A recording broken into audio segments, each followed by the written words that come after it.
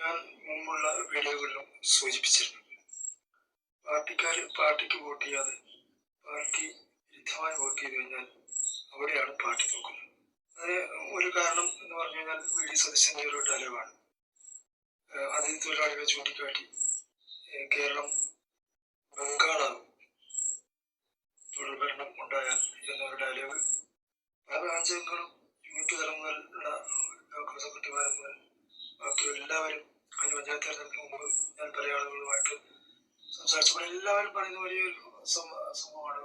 Party ഈ തുടർഭരണം വന്നു കഴിഞ്ഞാൽ പാർട്ടി ബാക്കിയാവില്ല, പാർട്ടി ഒലിച്ചു പോകുന്നതാണ്. വെളിയെപ്പോഴുള്ള ഏതെങ്കിലും കുരുട്ടുബുദ്ധികൾ എന്തെങ്കിലും കെട്ടിച്ചമച്ച് പുറത്തേക്ക് ഒഴുക്കി വിട്ടു കഴിഞ്ഞാൽ അതല്ല കേൾവി ചെയ്യേണ്ടത്, അല്ലെങ്കിൽ അതല്ല കേൾക്കേണ്ടത്.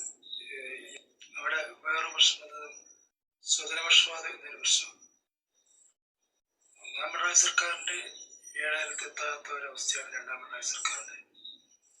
അതിനകത്ത് മുഖ്യമന്ത്രി പിണറായി വിജയൻ മുഖ്യമന്ത്രിയാവുന്ന സമയത്ത് തന്നെ അദ്ദേഹത്തിന്റെ മരുമകനായിട്ടുള്ള ഒരാൾ തന്നെ അവിടെ പൊതുമരാമത്തിലേക്ക് വരികയും അത് മുഖ്യമന്ത്രി പിണറായി വിജയൻ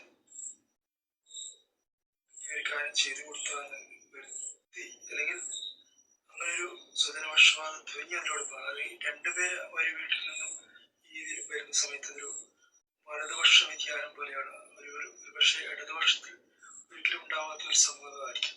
അതുകൊണ്ടായിരിക്കാം ചെറുതൊരു സ്വജനപക്ഷപാതം എന്ന രീതിയിലേക്ക് ഒരു വ്യാഖ്യാനം കൊടുത്തപ്പോൾ നിഷ്പക്ഷമതികളായിട്ടുള്ള ഒരുപാട് പേർ വോട്ട് ചെയ്യുന്ന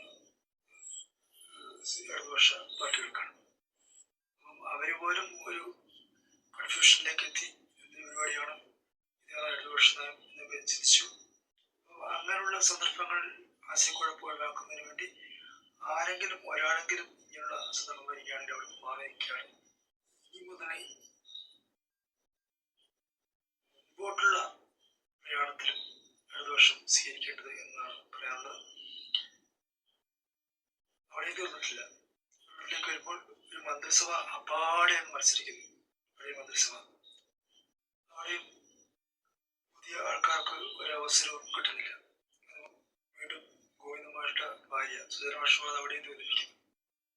അതുപോലെ തന്നെ മുമ്പ് അഡ്ജസ്റ്റ്മെന്റ്, അതായത് വിജയരാഘവന്റെ ഭാര്യ ഉന്നത വിദ്യാഭ്യാസ മന്ത്രി, അതുപോലെ തന്നെ ഒരു റിലേറ്റഡ് കുടുംബ കണക്ഷൻ ഇതിനകത്ത് സ്വജനപക്ഷപാതം വന്നതായിട്ട് പാർട്ടിക്കാർക്കും പാർട്ടി പ്രവർത്തകർക്കും താഴെത്തിട്ടുള്ള പ്രവർത്തകർക്ക് വരെ ഇതിൽ ആശയക്കുഴപ്പമുണ്ടായി എന്നതാണ് വസ്തുത. ഒരിക്കലും ഇങ്ങനെയുള്ള രീതികളിൽ നിന്നും ഒരു അഡ്ജസ്റ്റ്മെന്റ് ഇതിനകത്ത് നടക്കുന്നു എന്നുള്ള ഒരു രീതി.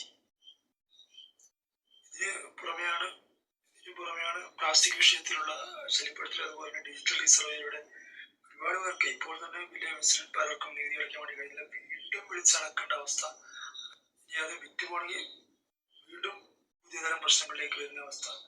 ഇത്തരം ജനങ്ങൾക്ക് വളരെ ചില ബുദ്ധിമുട്ടുകൾ സ്വാഭാവികമായിട്ടുണ്ടായ ഒരുപാട് ബുദ്ധിമുട്ടുകളാണ് ഈ വലിയൊരു ആഘാതത്തിന് കാരണമായിട്ടുള്ളത് എന്നാണ് അടിസ്ഥാനപരമായ വസ്തുത. അതുകൊണ്ടാണ് ഇത്തരത്തിലുള്ള നീക്കുപോക്കുകളും അഡ്ജസ്റ്റ്മെന്റുകളും ഒരിക്കലും പാർട്ടി നേതൃത്വത്തിന് ചേർന്നല്ല. അതൊക്കെ വളരെ സൂക്ഷിച്ച് ഇടതുപക്ഷ രീതിയിൽ തന്നെ നിൽക്കണം. അതൊരു വലതുപക്ഷ വ്യതിയാനം പോലെ ഒരിക്കലും അത് ഒരാൾക്കും ഫീൽ ചെയ്യാത്ത രീതിയിൽ മുന്നോട്ട് കൊണ്ടുപോകാൻ വേണ്ടി കഴിയണം. ആ സംവിധാനം ഇല്ലെങ്കിൽ അവിടെ പാർട്ടി പരാജയപ്പെടും. പാർട്ടിക്കാർ തന്നെ മാറ്റി വോട്ട് ചെയ്യുന്ന ഒരവസ്ഥയിലേക്ക് എത്തും എന്നതാണ് അതിന്റെ ഗ്രൗണ്ട് റിയാലിറ്റി എന്നുള്ളത്. അതാണ്. പക്ഷെ അപ്പോഴൊക്കെ നമ്മളൊക്കെ കൃത്യമായി പറഞ്ഞിരുന്നു, കോൺഗ്രസിന്റെ ഗുണപരമായിട്ടുള്ള സ്വഭാവങ്ങളാണ് വഞ്ചന, പക, വിദ്വേഷം എന്നിവ കൂടപ്പറപ്പായിട്ടുള്ള ഒരു പാർട്ടിയാണ് കോൺഗ്രസ് എന്ന് പറയുന്നത്. അപ്പം ഭരണത്തിൽ വന്നു കഴിഞ്ഞാൽ ഇതുണ്ടാവും, അല്ലെങ്കിൽ ഒരിക്കലും നല്ല രീതിക്ക് അത് കേരളം മുന്നോട്ട് പോകാനുള്ള ഒരു സാധ്യതയില്ല എന്ന് ജനങ്ങൾ തോറ്റുപോകരുത് എന്ന് തന്നെ കൃത്യമായി സൂചിപ്പിച്ചിരുന്നു. പക്ഷെ ഇവിടെ യഥാർത്ഥത്തിൽ ജനങ്ങളെ UDF തോൽപ്പിക്കുകയാണ് ചെയ്തിരിക്കുന്നത്. കാരണം പ്രതിപക്ഷത്തിരുന്നപ്പോൾ എന്തൊക്കെ പറഞ്ഞുവോ അതിന് നേർ വിപരീതമാണ് ഇപ്പോൾ എല്ലാ വിഷയങ്ങളിലും ചെയ്തുകൊണ്ടിരിക്കുന്നതെന്ന് അനുഭവത്തിൽ നിന്ന് തന്നെ എല്ലാവർക്കും ബോധ്യപ്പെട്ടു കഴിഞ്ഞു. അതിന് കൂടുതൽ നാളുകൾ മുന്നോട്ട് പോകുന്തോറും അത് കൂടുതൽ സങ്കീർണമായി തീരും. നമ്മളൊക്കെ അന്ന് മുൻകൂട്ടി കണ്ട് പറഞ്ഞ കാര്യങ്ങളിലേക്ക്, വീഡിയോയിൽ പറഞ്ഞ കാര്യങ്ങളിലേക്ക് തന്നെ അതിന്റെ പര്യവസാനം എത്തുന്നുള്ള കാര്യത്തിൽ യാതൊരുവിധ സംശയവും ഇതുവരെയില്ല. കാരണം അധികാരത്തിന് പിറകെ പായുന്ന ഒരാൾക്കൂട്ടം മാത്രമാണ് കോൺഗ്രസ് എന്ന് പറയുന്നത്. അതിന് ഉടപിടിക്കാൻ നിൽക്കുന്ന ചില ഈ പോലുള്ള വർഗീയ പാർട്ടികളുമാണ് മാത്രമാണുള്ളത്. അധികം ജമാഅത്തെ ഇസ്ലാമിയും എല്ലാ വർഗീയ കക്ഷികളും കൂടി ചേരുമ്പോൾ അതിന്റെ ഒരു സംഘടനം അല്ലെങ്കിൽ അതിന്റെ ഒരു വിഭാഗീയത അല്ലെങ്കിൽ അതിന്റെ ഒരു എല്ലാം ഇനിയുള്ള കാലത്ത് 5 വർഷം ജനങ്ങൾ കൃത്യമായിട്ട് അനുഭവിച്ചു പോവുക എന്നുള്ളതാണ്. അതിൽ ഏറ്റവും വലിയ നാശത്തെ തുടക്കിയിട്ടുണ്ട്. ഞാൻ മുമ്പ് സൂചിപ്പിച്ചത് തന്നെയാണ്, 6 ലക്ഷം മുമ്പ് സൂചിപ്പിച്ചാണ് ഇന്ത്യൻ പ്രിയദർശിനി സൗജന്യ യാത്ര, സ്ത്രീ സൗജന്യ യാത്ര. നമുക്ക് വെള്ളവും വൈദ്യുതിയൊക്കെ ഫ്രീ കൊടുക്കുന്നതിന് ഒരു തെറ്റുമില്ല. പക്ഷേ പൊതുഗതാഗതം എന്ന സംവിധാനം കൊണ്ട് ഒരുപാട് പേർ കഞ്ഞുകുടിച്ച് ജീവിക്കുന്നുണ്ട് കേരളത്തിൽ. അവരെ അപ്പാടെ, പ്രത്യേകിച്ചും പ്രൈവറ്റ് മേഖലകൾ, ഇപ്പോൾ ചില ആൾക്കാർ ക്യാപ്സുകൾ ഇറക്കുന്നത് എന്താണ്, ഇത് ഇപ്പം ഇങ്ങനെ ഒരു സൗജന്യം അനുഭവിച്ചുകൊണ്ടുള്ള തള്ളിക്കയറ്റം മാത്രമാണ് KSRTC ബസ്സിൽ എന്നത്. സ്ത്രീകൾ കുറച്ച് കഴിയുമ്പോൾ മാറിക്കോളുന്നതാണ്. മാറ്റത്തിന് വേണ്ടി വോട്ട് ചെയ്തതെല്ലാം മാറിക്കൊണ്ടിരിക്കുകയാണ്, നാട്ടുകേസിലായിട്ട് മാറിക്കൊണ്ടിരിക്കുകയാണ്. കാരണം സൗജന്യം കിട്ടിക്കഴിഞ്ഞാൽ ആരാണ് അത് ഉപയോഗപ്പെടുത്താതിരിക്കുക? അത് ആരായാലും അത് ഉപയോഗപ്പെടുത്തും. അപ്പം അതിലൂടെ KSRTCക്കോ വരുമാനമില്ല, എന്നാൽ മറ്റുള്ള ബസ്സുകളിലുണ്ടായ വരുമാനം അവർക്ക് നഷ്ടപ്പെടുകയും ചെയ്തു. പ്രൈവറ്റ് ബസ്സിലായാലും അതുപോലെ ഓട്ടോറിക്ഷകൾ, സ്കൂട്ടി എടുത്തു പോകുന്ന സ്ത്രീകൾ വരെ ഇപ്പോൾ KSRTCയിലാണ് യാത്ര ചെയ്യുന്നത്. കാരണം അവർക്ക് എണ്ണയടിക്കേണ്ട.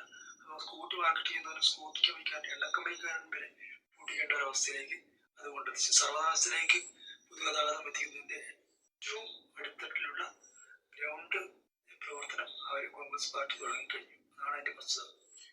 ഒരു കാര്യം ചെയ്യുമ്പോൾ അത് ദീർഘവീക്ഷണത്തോടു കൂടിയാണ് ചെയ്യേണ്ടത്. അല്ലാണ്ട് 10 വോട്ടിന് വേണ്ടി എന്തും പറഞ്ഞ് സ്ത്രീപക്ഷമാണെന്ന് വരുത്തി തീർക്കാൻ വേണ്ടിയുള്ള അഭിനയം കൊണ്ട് നഷ്ടപ്പെടുന്നത് വലിയൊരു വിഭാഗം ജനങ്ങളുടെ ചോറിലേക്ക് മണ്ണ് വാരിയിടുകയാണ് ചെയ്യുന്നത്. ഇതിന്റെ പരിണതഫലം എന്ന് പറയുന്നത് പൊതുഗതാഗതം പൂർണ്ണമായും അവസാനിപ്പിക്കുക എന്നത് തന്നെയായിരിക്കും ഇതിന്റെ വലിയ അവസാനം. പേര് പോലെ തന്നെ വിനായക് ദാമോദർ സതീശനാണല്ലോ അല്ലെ, സവർക്കർ എന്ന് പറഞ്ഞു കഴിഞ്ഞാൽ ആ ഇനിഷ്യല് പോലും വളരെ കറക്റ്റായിട്ട് വന്നല്ലോ. സതീശനെ സംബന്ധിച്ചിടത്തോളം സവർക്കർക്ക് വേണ്ടി വർക്ക് ചെയ്യാനാണല്ലോ അദ്ദേഹം ഇപ്പൊ നിയമിക്കപ്പെട്ടിരിക്കുന്നത്. അതുകൊണ്ടാണല്ലോ അദ്ദേഹത്തിന് ഗവർണർക്കറുടെ മുന്നിൽ ദീപം തെളിയിച്ചു കൊടുത്ത് ജയിച്ചു വരേണ്ടിയൊക്കെ വന്നു കഴിഞ്ഞു.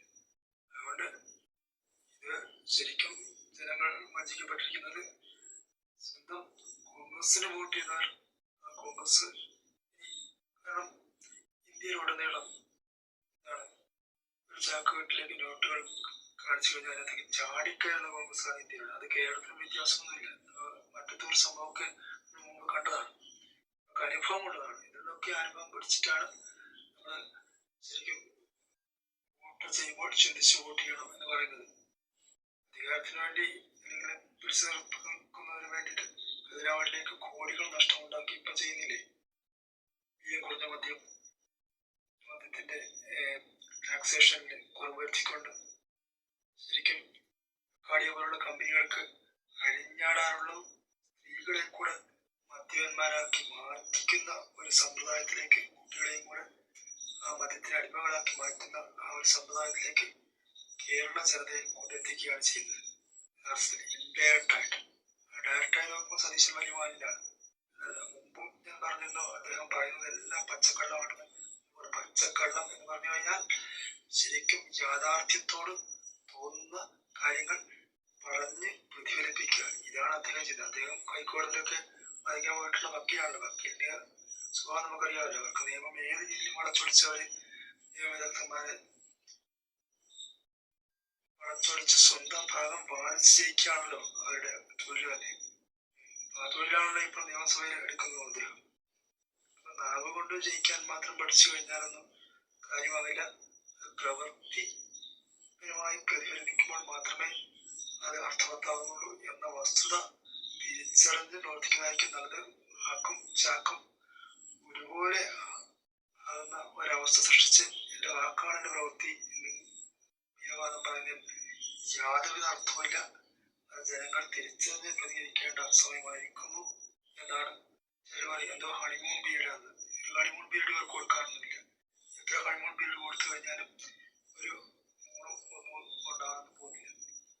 അത് ജനങ്ങൾ ഒരു ഇഞ്ച് പോലും പ്രതീക്ഷിക്കുകയും വേണ്ട. സൂചിപ്പിച്ചതുപോലെ ഇനിയും ഇതിന്റെ ഈ ഗവൺമെന്റിന്റെ അന്ത്യവും തീവട്ടിക്കുള്ളത് തന്നെയാണ് നടക്കാൻ വേണ്ടി പോകുന്നത്. ഒരു സംശയവും കാര്യത്തിൽ വേണ്ട.